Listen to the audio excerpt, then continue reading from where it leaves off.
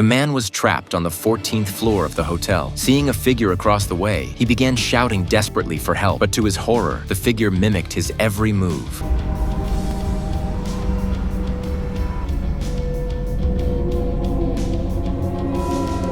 Mike grabbed a lamp and held it up. In the light, he could see that the figure looked exactly like him. Then, out of nowhere, a man appeared behind the double, wielding a hammer, and brought it crashing down.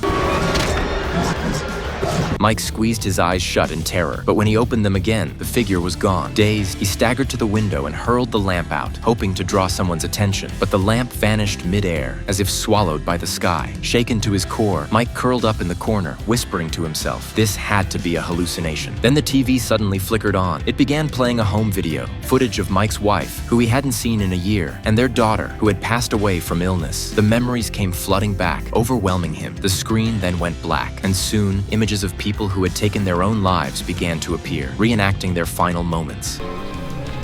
It finally dawned on Mike why the dead had jumped. When faced with a room this haunted, death might really be the only escape.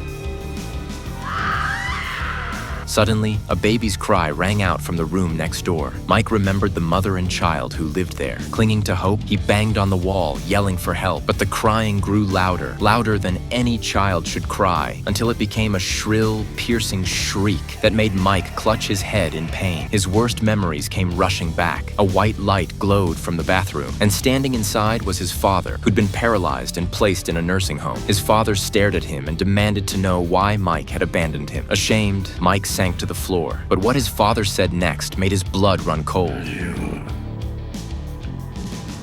There was, as I am.